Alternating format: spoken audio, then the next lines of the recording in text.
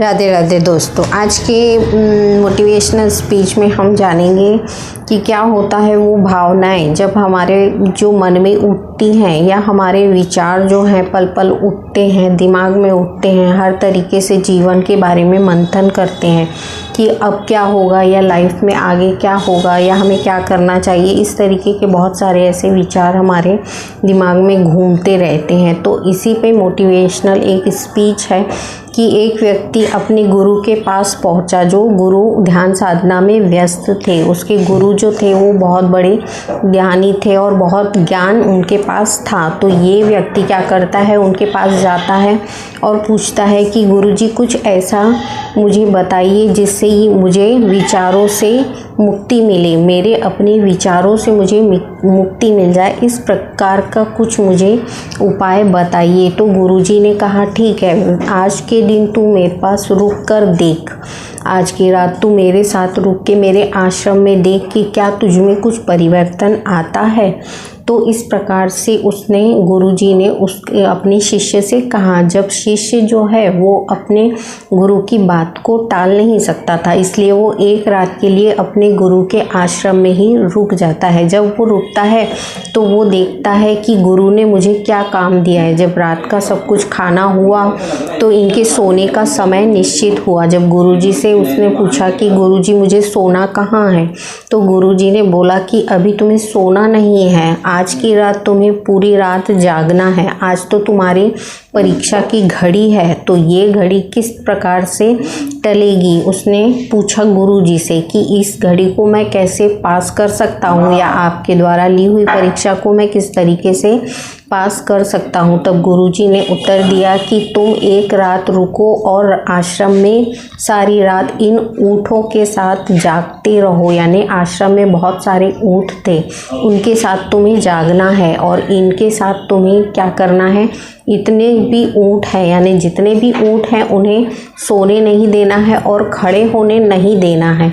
यदि एक भी ऊँट सो जाएगा या बैठ जाएगा तो तुम इस परीक्षा में फेल हो जाओगे। इस तरीके से गुरुजी ने उससे कहा। तो शिष्य को आश्चर्य हुआ कि इतने सारे ऊँट पे मैं अकेला व्यक्ति कैसे वॉच कर सकता हूँ और कैसे इनके साथ रह सकता हूँ पूरी रात, और एक भी ऊँट बैठा तो गुरुजी मुझे क्या करेंगे, पनिशमेंट देंगे या मुझे क्या करेंगे, फेल कर देंगे। इस प्रकार से उसने विचार किया। उसके मन में फिर से विचार आने लगे कि इस कार्य को मैं कर सकूंगा या नहीं, इस कार्य को सफल मैं किस तरीके से बना सकता हूँ। तो उसने क्या किया, पूरी रात वो जागता रहा और हर किसी पे वॉच करता रहा कि कोई उठा तो नहीं या कोई उठ के खड़ा तो नहीं हुआ या कोई सो तो नहीं गया। इस प्रकार से वो पूरी रात उन सारे ऊँट को वॉच करता रहा। जब उसने देखा कि इतने सारे ऊँट हैं फिर भी ये सो नहीं रहे और ये खड़े नहीं हो रहे, तो इस प्रकार से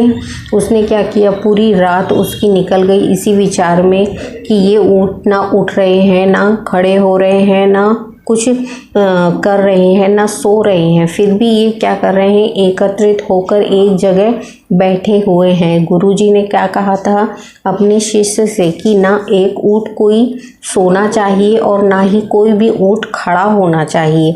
तो ये देखने में उसकी पूरी रात चली गई। उसके मन में तरह तरह के विचार आते रहे, जाते रहे, पर वो कुछ कर नहीं सका क्योंकि कोई ऊँट खड़ा ही नहीं हुआ और ना ही कोई ऊँट सोया। जब पूरी रात इस तरीके से प्रक्रिया चलती रही तो सुबह हुई। जब सुबह वो अपने गुरु के पास पहुंचता है तो गुरुजी से पूछता है कि गुरुजी आपने कहा था इन सारे ऊँट पे अपना वॉच रखना, यानी तुम अपनी निगरानी रखना कि कोई भी ऊँट सोना नहीं चाहिए और ना ही कोई भी ऊँट खड़ा होना चाहिए। तो इस प्रकार से वॉच किया क्या तुमने? यदि तुमने किया होगा तब तो तुम पास हो जाओगे इस परीक्षा में, और यदि तुमने ऐसा नहीं किया है तो तुम फेल हो जाओगे इस परीक्षा में। तो क्या होता है कि ये शिष्य बोलता है गुरुजी मैं पूरी रात जागता रहा और मैंने पूरी रात इन ऊँट को देखा कि ये ना तो सोए और ना तो खड़े हुए, तब गुरुजी ने कहा ठीक है, यदि तुमने अपना काम परिश्रम के साथ किया है तो तुम पास हो जाओगे इस परीक्षा में।